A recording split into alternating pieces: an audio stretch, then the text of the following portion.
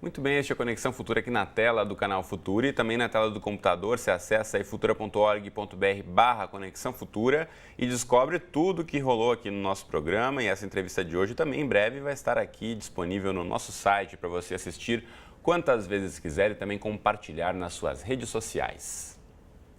E a artrite reumatoide afeta entre 0,5% e 1% da população mundial. Pode parecer pouco, mas não é, levando-se em consideração uma população estimada em mais de 7 bilhões de pessoas. E tem uma particularidade, ataca 3 vezes mais mulheres do que homens. Pode afetar diversas partes do organismo, embora atinja principalmente as articulações. Por ser uma doença crônica, não se consegue obter a sua cura, e sim um controle.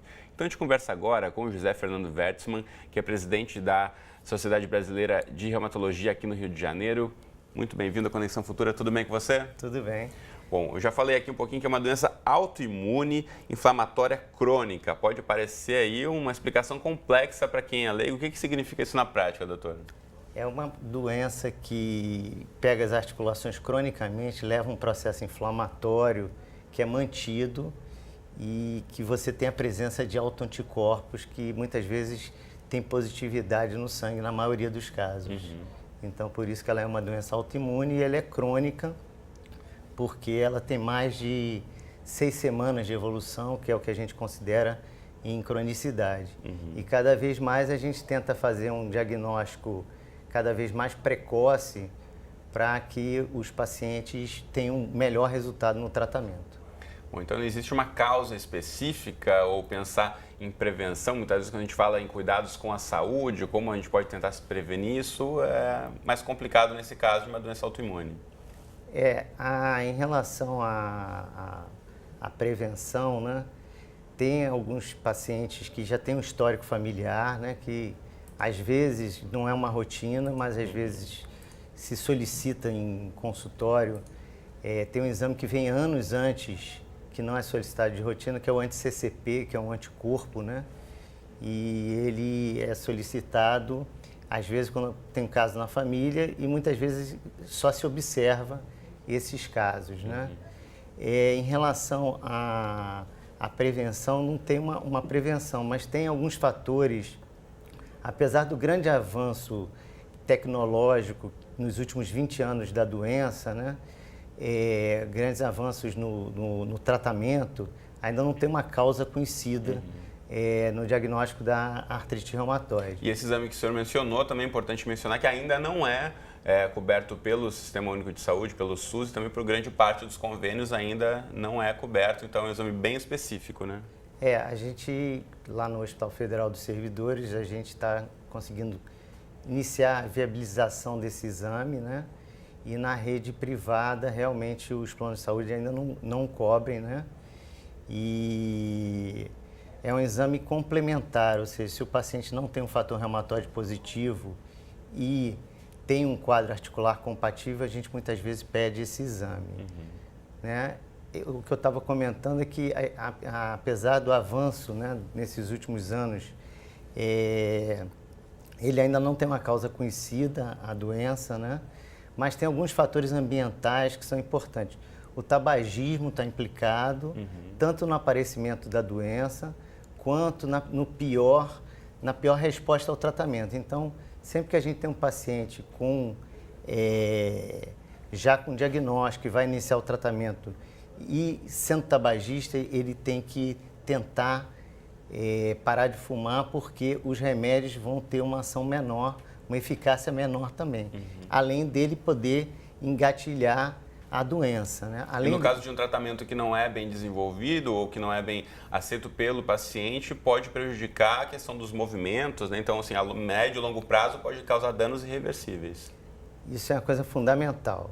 Assim, a artrite reumatoide, que, como você colocou bem nesse texto inicial, ela é uma doença que pega basicamente as articulações, né, e leva um processo inflamatório crônico nelas. Se não tratada, ela vai levando a lesões na cartilagem, no osso, e leva a deformidades tendíneas, limitações funcionais. Isso daí leva alteração da qualidade de vida do paciente. E o diagnóstico precoce é muito importante porque 70% das lesões e das erosões ocorrem nos 2 primeiros anos de doença.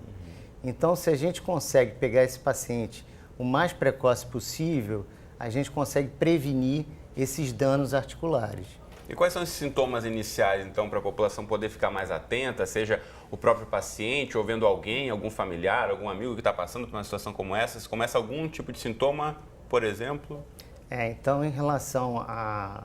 Os sintomas iniciais é dor articular, mas é uma dor articular, pode pegar grandes e pequenas articulações, principalmente as mãos e os pés, com inchaços articulares, sem relações com trauma.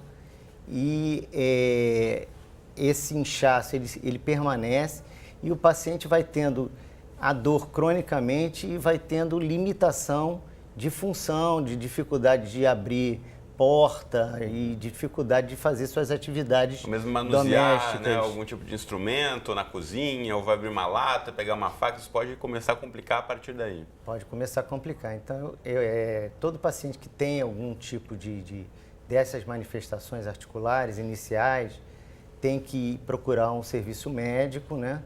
E inicialmente, muitas vezes, o clínico, o médico de família que o avalia e aí referencia para nós reumatologistas, já que os reumatologistas são os médicos indicados no tratamento da artrite reumatoide. Agora a gente tem a questão do dado de atingir principalmente mulheres, né? 3 mulheres para cada homem, mais ou menos.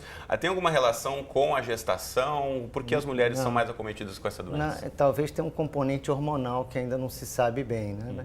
Tem uma outra doença parecida, que é o lúpus, que já está bem formado esse conceito da questão do estrogênio na mulher. Mas em relação à artrite reumatoide, talvez tenha algum componente hormonal. Em relação à gestação, tem uma coisa interessante que na gestação o quadro articular pode melhorar. E na amamentação pode piorar esse quadro articular após a gestação. Então, é algo interessante em relação a isso. Então é importante as mulheres ficarem atentas, principalmente, né, as mães nesse período aí de amamentar ou pós-amamentação, começarem a aparecer os sintomas. A gente acompanha várias gestantes com artrite reumatoide, temos que suspender várias drogas, outras a gente continua e a gente vai tentando, até antes da gestação, a gente tem que suspender para que não tenha perigo para o bebê. Alguns medicamentos são contraindicados Mas na é importante gestação. a gente ressaltar que há o tipo de tratamento para tentar amenizar os sintomas, né, e que a qualidade de vida desse paciente seja mantida e com o diagnóstico precoce, quanto antes for de fato o diagnóstico do especialista em relação a esse problema, pode se manter aí uma qualidade de vida dentro do adequado. Agora, olha só, na internet você pode buscar outras informações no site da Sociedade de Reumatologia do Rio de Janeiro. Você pode acessar aí reumatorj.com.br, está aí na sua tela. Bom, para agora a gente precisa encerrar, já que o nosso tempo voou aqui no programa. Mas, doutor, muito obrigado pelas informações, um prazer conversar com você. Valeu.